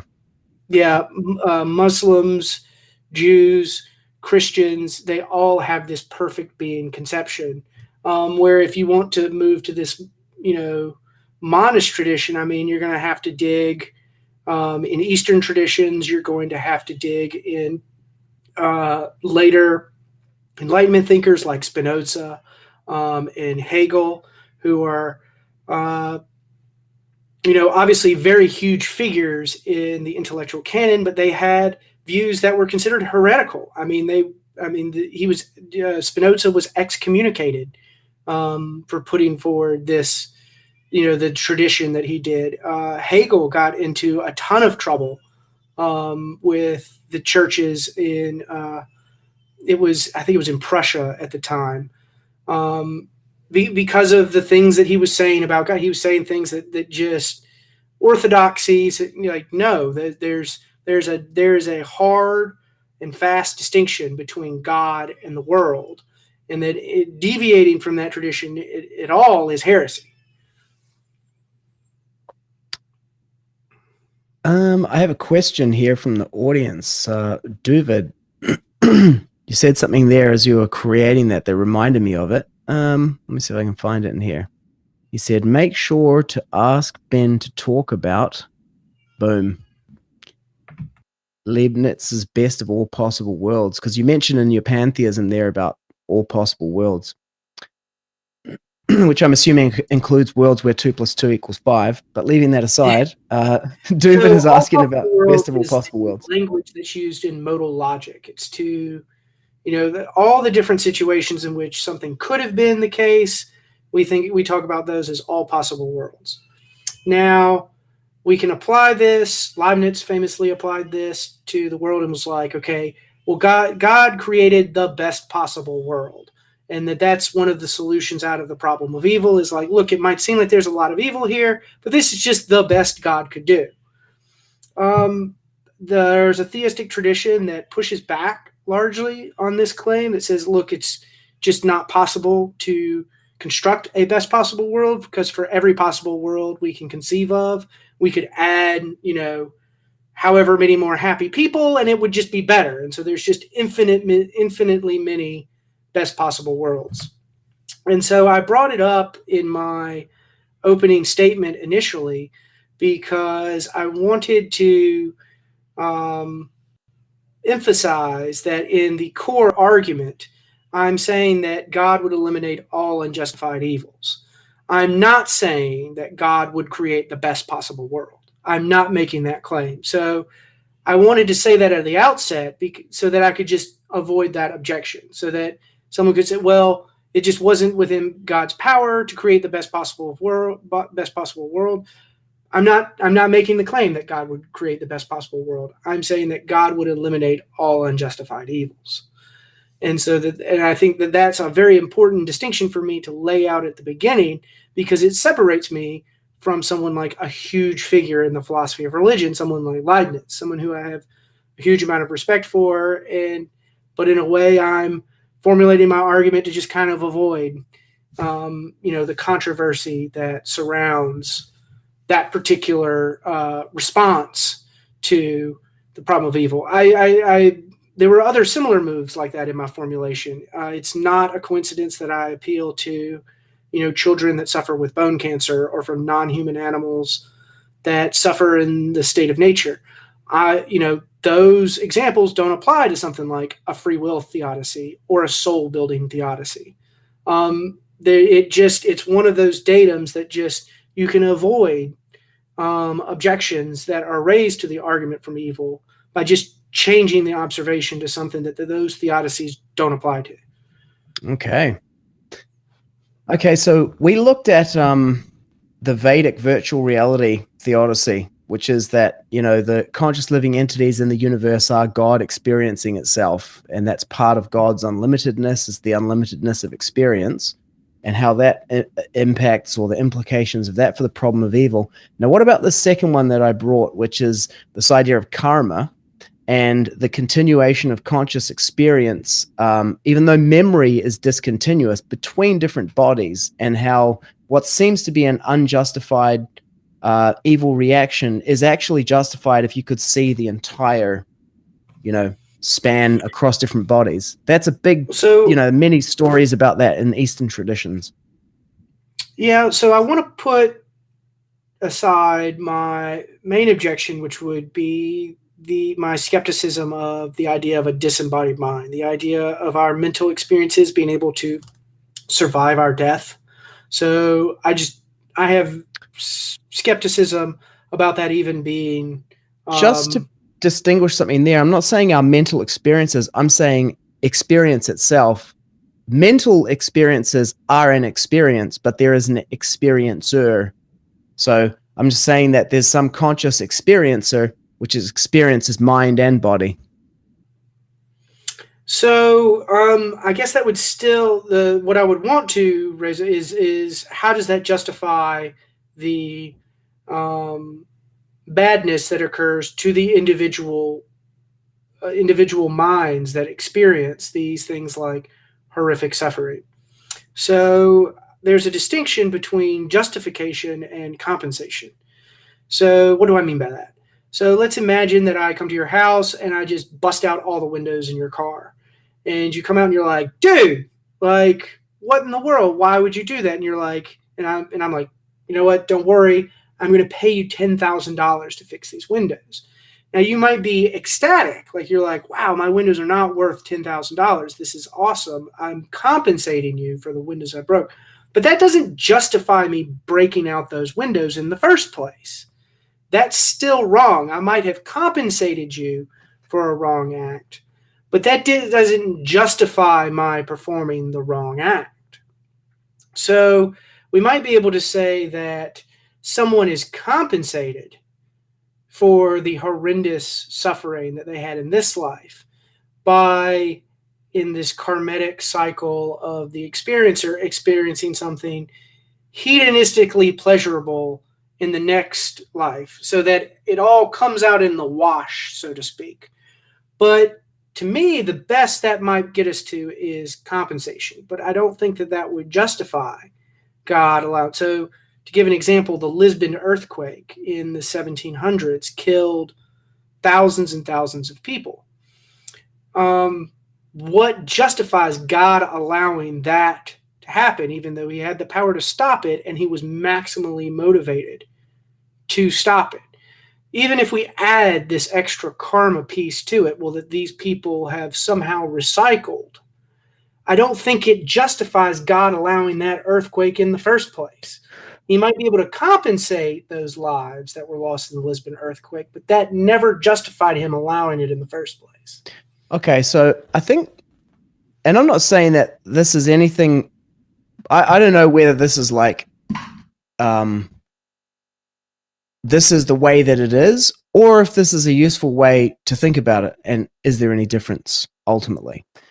But it's less compensatory and more kind of like divine justice, in the sense that it's like if you come to my house and smash out all the windows in my car, right, and then I come outside and I leave my AR in the house so that there can be a second chapter to this thing, which is where you get arrested by the police. You're in court, right? And they're saying you smashed the windows out of this car, and you go, I don't remember it at all, Your Honor. I have no memory of that whatsoever. And then the judge goes, well, in that case, not guilty. It's like, no, it doesn't work like that. It's like, guilty.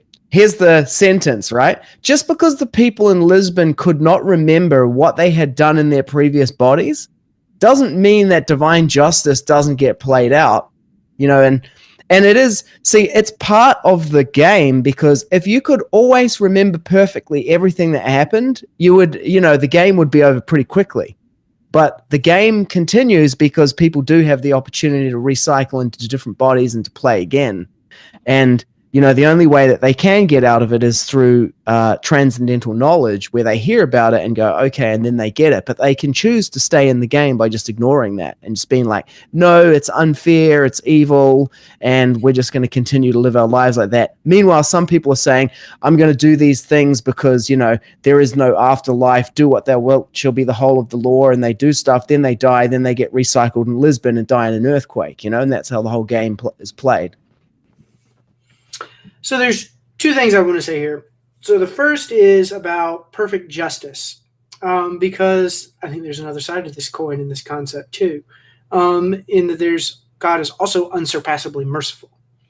So we can say that, yeah, God, you know, is perfectly just, and that he gives everyone exactly what they deserve all the time. But that perfect justice also consists in unsurpassable mercy, in the sense that God gives everyone less than what they deserve. So there's certainly a tension there. I'll put that one to the side, because perhaps that can be resolved, perhaps it can't. I think the more important objection here is going to be the nature of personal identity and what makes us the same person through time. So you gave an example of, well, what if you're just in front of the judge and you're like, well, I don't remember doing so-and-so, so-and-so. Well, you're still held responsible, because it's not that your memory that makes you the same person through time. It's the psychological connectedness that makes you the same person through time.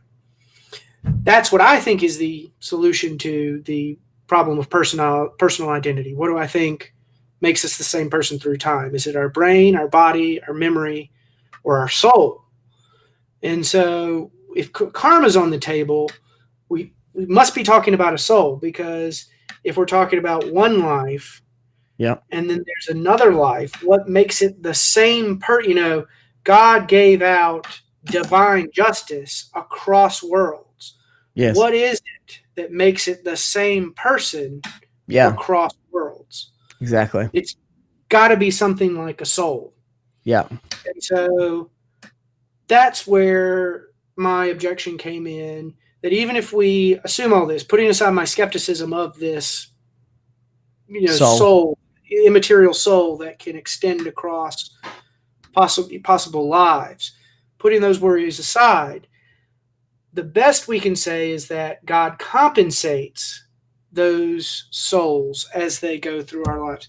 I don't think we've actually said anything that justifies the way God is behaving. If God unleashes a natural disaster on one life in this, on one soul in this life, but not in this one, well, just because he didn't do it in this one, that doesn't justify him doing it in this past world. What justifies God allowing that natural disaster in any of those lives? Okay, I got a good one for you for that. So, first of all, with the psychological continuity thing, before I go to this, it's going to be the Holocaust, because it's Godwin's law. We have to go there. You brought it up first. I'll just mention that. But, psychological continuity. I come out of the house. You smashed all of the, windows in my car. I fear for my life, Your Honor. I thought he was going to attack me. He had this big thing, he seemed super aggressive. So I took my baseball bat with me to protect myself. And then when he turned to me, I was sure he was going to attack me with a deadly weapon. So I hit him in the head. Now, as a result of that, you wake up in the hospital and you have complete amnesia. You can't remember your name. You don't remember anything about your previous life. You are in the court. You literally do not remember any of it. Now, unless they're going to acquit you on the basis of insanity, they're going to, what are they going to say? Then is the judge going to say that the lawyer comes up, the defense lawyer says, Your Honor, the man in the dock here being accused of this is not the same person as the one who committed the crime, because there is no psychological continuity. I rest my case. I mean, what are they going to say about that? It would still be your same brain, granted there would be an event. You don't remember anything. Continuity. But it would still be there. Now, you might be a sense in which you lose everything about you, and you are in a sense a different person, in the sense the person that wakes up has no memory of the previous person. Exactly. They would Why am I being punished for smashing Why am I being punished for smashing the windows? I didn't do it. It wasn't me, Your Honor. I was effectively born yesterday in the hospital. That I is not connected to me in ways that matter for personal identity, and that would be a really hard argument to make. In how so?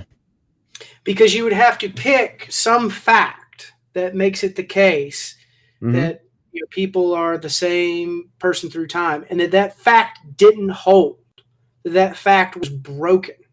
So yours was psychological continuity, right? Which we just broke. Which is another level away from memory. So memory, just like in your example, can be broken. We can fall asleep. So there's ways in which memory can be broken. So we need something more robust. So what is psychological continuity then? Psychological continuity is the idea that right now I have a brain state. And that brain state, there's all kinds of facts about that brain state. And at some future time, there will be a similar brain state, and then a similar brain state, and then a similar brain state. And those brain states will continue through time. Think of them as chain mail. And so as you go through time, new pieces of chain mail are added. Older pieces of the chain mail fall away. And so as you go through time, that chain mail through time is what makes us the same person through time. Now, there might be an event where it gets hit with a baseball bat and a bunch of little chain mail things fall off, or that they fall off in ways that the person can seem unrecognizable, but there's still that chainmail. That psychological connectedness is what makes it the case someone is the same person now that they were in the past, and it's what makes it true that there will be someone else in the future that has similar experiences that will be me. Okay, and so that's my answer to personal identity. Your answer, since karma's on the table, is going to have to appeal to some sort of irreducible fact, some soul fact. Yes. And that's what makes it the same person through time. And so that, I might do whatever I can to your body as far as, like beating it up. I might even kill you so that you reincarnate in another life, but there's still this I'll be back fact that continues on. And here's the proof that I will be back, because I was dead before and now I'm back in this body. Well, so I would say you survived your death then. So if I've survived, then I haven't died. And if I've died, then I haven't survived. Exactly. So I think the idea of surviving your death is a literal contradiction. I don't think that surviving the death of the body, because you are not the body, because your body changes every 7 years. All the cells, everything. You used to be a baby. I heard a baby crying in the background. I was like, is that a cat? It must be a human baby. No cat will go that long, but human babies, they love that stuff. I would agree that you are not numerically identical with your body. Yeah. So that's the idea of karma. So these people in Lisbon, and here we go with Godwin's law. Okay, how about this? Thought experiment, right? Since the living entity's consciousness as God expanded out and experienced himself in so many different ways, and if we want to posit that divine justice is an absolute thing, the soul is beyond time and space, and it experiences the experience of a body. There is no reason why, theoretically, both the inmates and the jailers in Auschwitz are not the same people.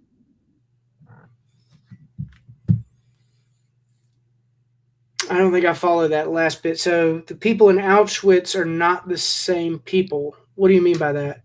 There's no theoretical reason why the jailers and the inmates are not the same people. And this is an idea in like Buddhism and Jainism and like Vedic understanding is you are me and I am you. So then even in like killing animals, they say mamsaha, like me, he eats.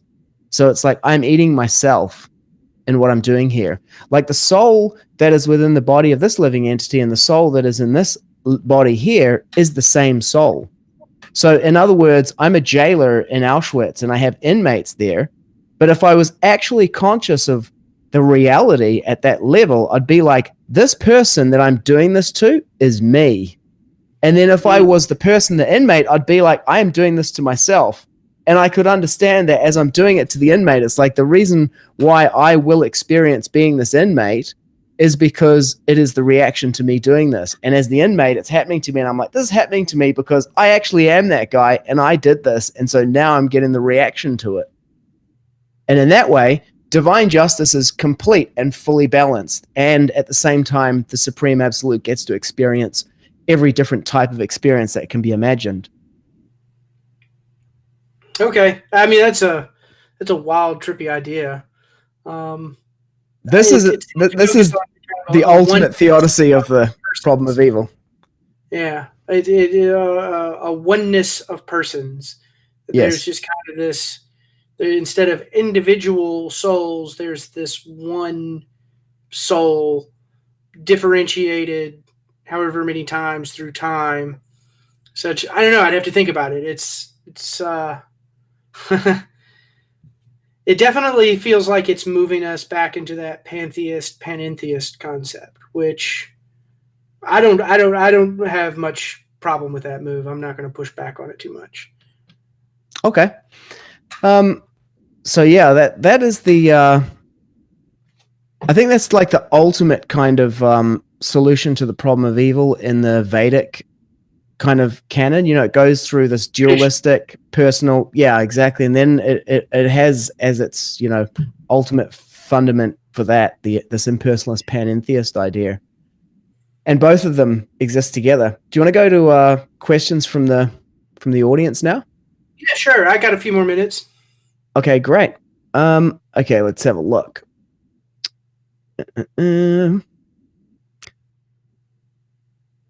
As a review, this is the definitive review of the discussion. Unfathomably based. I guess it's a presupposition that having ripped muscles and good posture is appealing. It was much earlier. Duvid says that Ben implies there is such a thing as non-utilitarian pain that is evil. I guess that was to my point about pain having like a utility as that was my claim, that the definition was tautological and that things that should be avoided show up as that's what we call pain. So I'm not a strict utilitarian in the sense that, I'm not like a hedonistic act utilitarian. I use that theory as an example. And that view characterizes evils that are not instrumental, or pain that is not instrumental to achieving happiness, to maximizing happiness is what's evil. And so I do think that there is pain that is bad, but not because of a utilitarian calculus. Just because it's a reason implying fact about pain. So the attractiveness of the utilitarian theory is that it just makes one principle. There's just one moral principle, that pain is bad, pleasure is good, and you just maximize the latter. I think morality is just more complicated than that. I think that there are other reason relations. I'm not saying that consequences don't matter, or that hedonistic utilitarianism isn't part of the truth. I think it is part of the truth. I just don't think it's the whole truth. I think morality is just deeper than what that one principle will get you. Right. So there's no utility in like people dying in the earthquake in Lisbon. It's more would be like retributive justice than anything else. Yeah, I don't think that. I think they're categorical moral requirements. So the utilitarian wants to say there's just only one categorical moral requirement: just maximize happiness. And so I think you can run into some pretty serious objections. If you're a surgeon and you have 5 healthy patients, and you want to maximize happiness, you can harvest. Or no, you have 6 patients, 1 healthy patient. You kill the 1 patient, harvest their organs, save the 5 people. That maximizes the most happiness. You've killed instead of 5 people dying and 1 person living, 1 person dies and 5 people live. So it seems like we're maximizing happiness, but I don't think that you should treat people in that way. I think that if you acted on principles like that, you would end up making the wrong act sometimes. So I just don't think we can limit ourselves to a single utilitarian principle. I think a better consequentialist framework is a rule consequentialist, where there are different moral principles.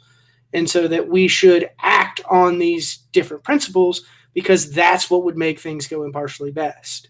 That's how we get to this state of maximal happiness, is by following these different principles of don't lie, don't cheat, don't steal, don't cause pain, don't disable. There's multiple principles. There's not just one. But that organ harvesting is bad thing that you just gave there, like, why not? It does seem like, taking out the vegetarian Falun Gong practitioners' organs and distributing them to the party members would be the best way to do it. Well, so I think that there's deontological reasons to not treat people in that way. So I think that we shouldn't treat people in ways that they couldn't rationally consent to being treated. I also think that, so that's a deontological principle.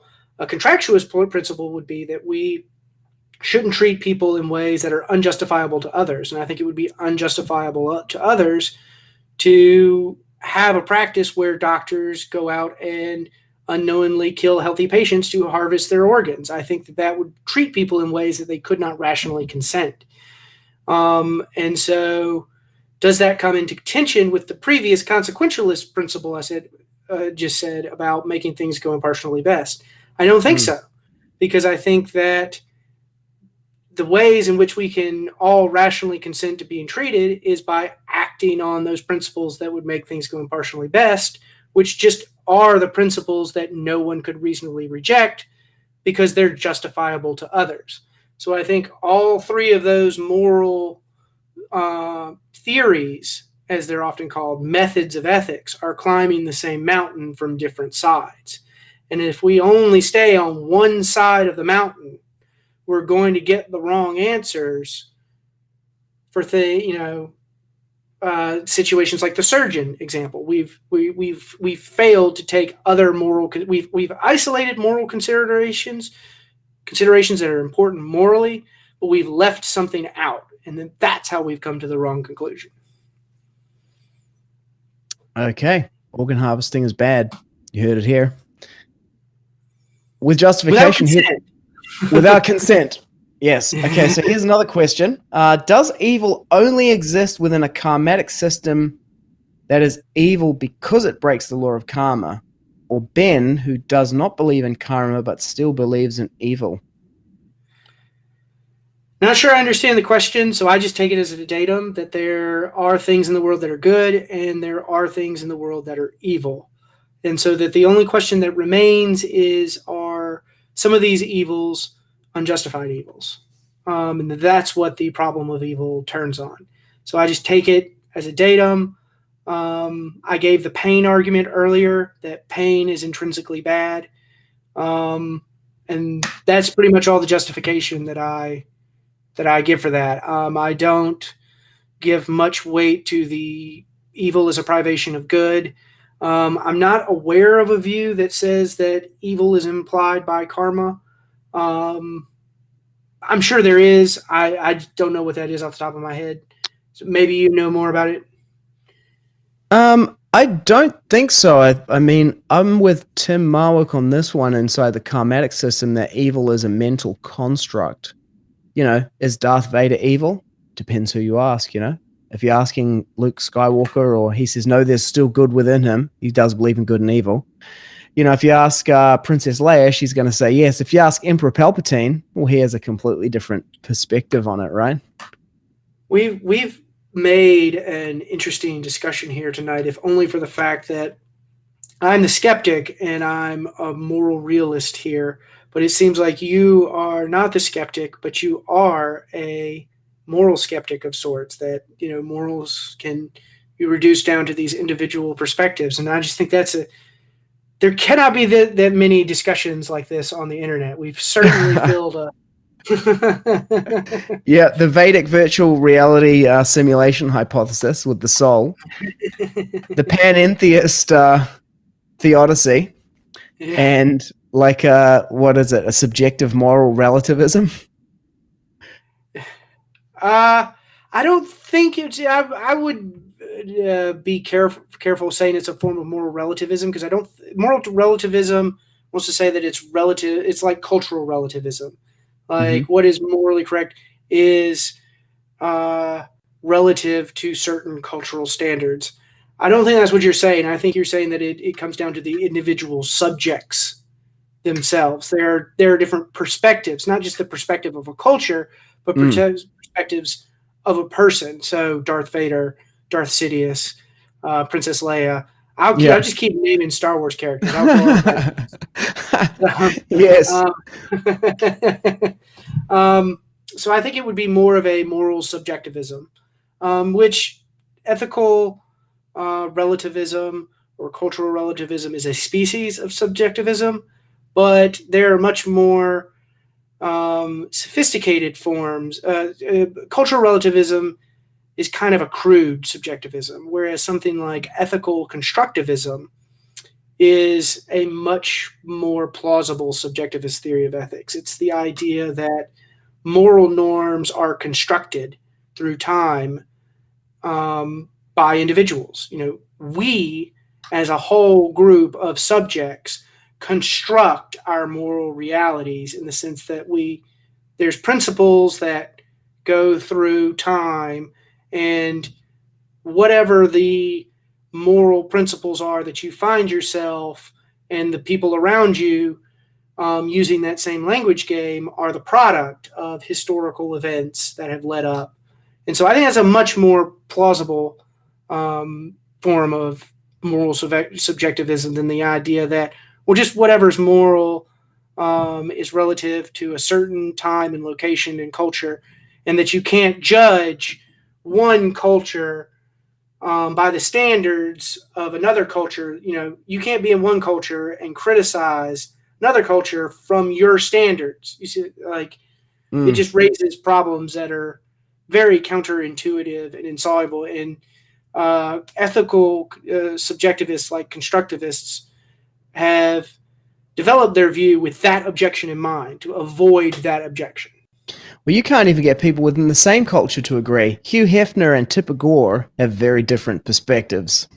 Absolutely. So moral disagreement is just part of reality. So it's just whatever theory that we have, that's a datum that has to be either explained or explained away, regardless of what the theory that we prefer in metaethics. So, yeah. So it looks as though in the BuzzFeed survey of when it comes to the problem of evil, what kind of theist are you? That when it all shakes down to the bottom, it turns out that you're a Hare Krishna. In terms of like the panentheist, in terms of which one provides like a, this is kind of where I found myself actually. It was the problem of evil and the kind of things that we touched on in our discussion, like where did Satan come from then? Where does evil come from then? That I did not find to be reconciled within the kind of theodicy of Christianity, or the primary ones that are available in there. And then my mother said to me, listen, don't throw out the baby with the bathwater. And so I just continued searching, until I found something that could resolve that kind of problem for me. And it was this panentheist, simultaneous oneness and difference, personal, impersonal idea. Arjuna is really big on the retributive justice, karma kind of doctrine of, the soul across different lives, and it gets, I lean into that one when it comes to the more panentheist idea of the jailers and the inmates being the same person, experiencing it just in different timelines. That seemingly perfectly resolves that one for me.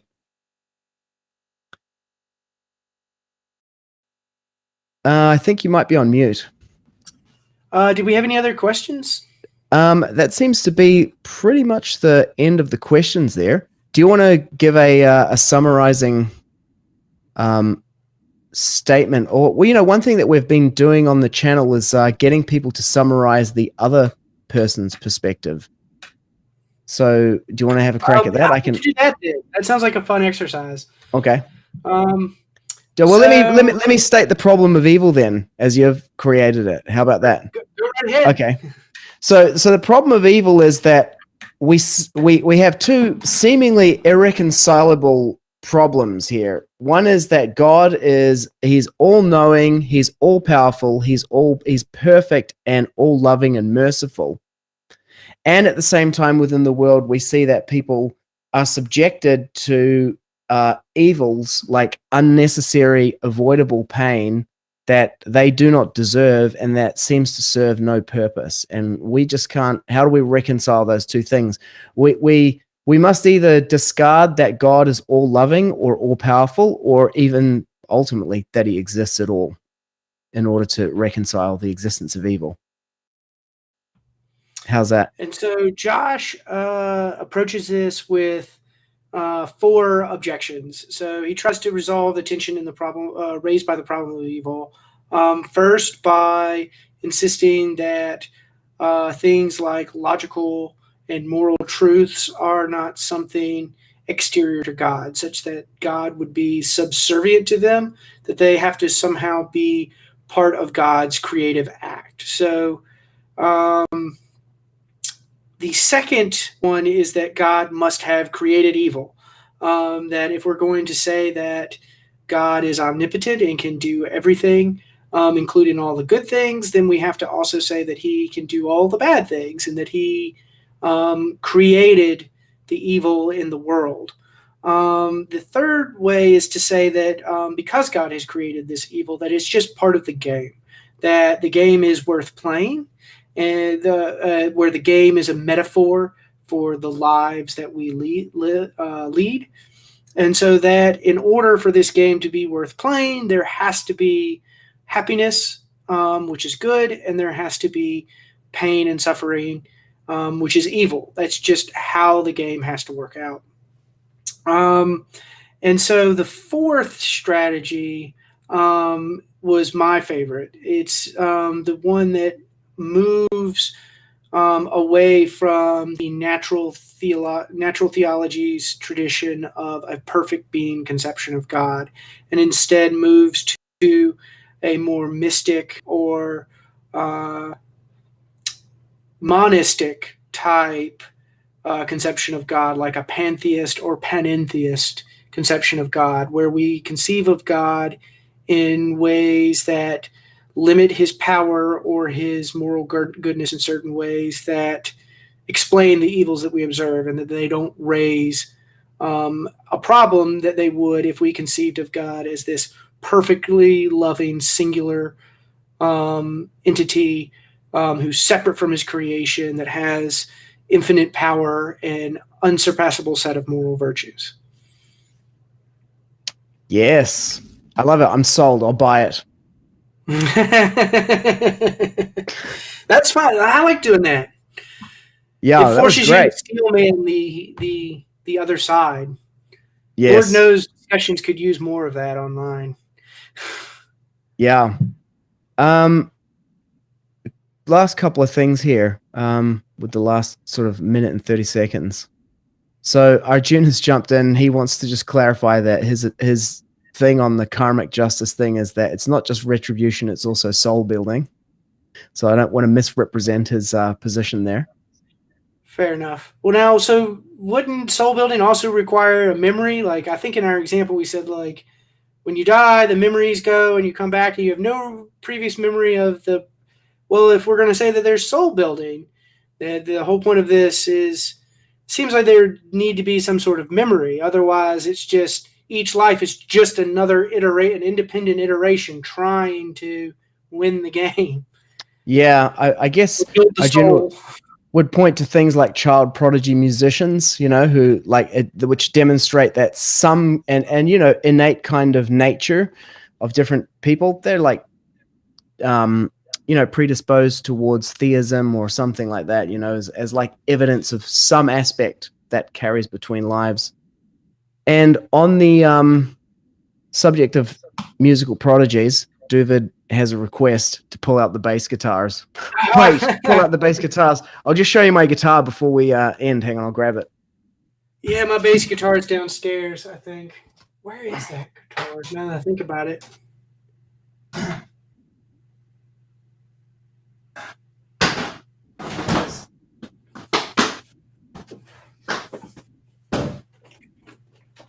It'd be missing in action. It's a 5-string Yamaha.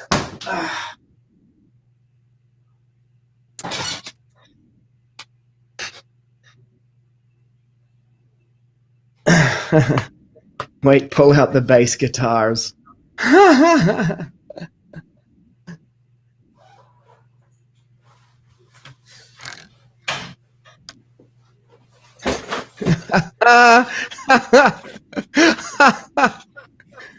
Obviously, don't have anything. I don't have the amp or anything hooked up, but yeah, you got a 5-string as well. Yeah, There you go. I've had this thing. I was 17, so I've had it for 18 years now. Wow. Yeah. Can you even say that you're really, a philosopher of religion without a 5-string bass guitar? Is basically Exactly. the conclusion. I think. You have to have a beard. You have to have a jacket with patches on it. You have to have a bass guitar. Yes. Well, I hope that when I grow up, I can also grow a beard like yours, Ben. I've got the bass guitar at least. It's been great having this conversation with you today and exploring your perspective, the problem of evil, and my own perspective even more. And thank you for coming on and sharing your deep knowledge on and thoughtfulness. And not only great coming over here. This is super fun. Yeah, but the time that you've spent on this, I can tell that you've had a lot of conversations with a lot of people about this, and I can even hear you in your conversation, like tending to that network of conversations that you are about this. Yeah, thank you. Oh yeah, it's one of those questions that when I found it early in my philosophy career, when I was still a believer, I found it, and it was one of those things that just kind of hit me. I was like, wow, like this is a huge. The problem has always felt daunting to me, and this is just how I've gone about that journey. Awesome. Thanks also to everybody who tuned in today. Next time we have to bring the amps. Apparently, David's saying a jam session is the best way to end all debates.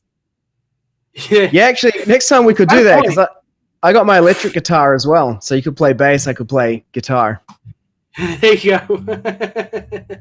Awesome. Thanks, everyone, for tuning in, and we'll see you in the next debate.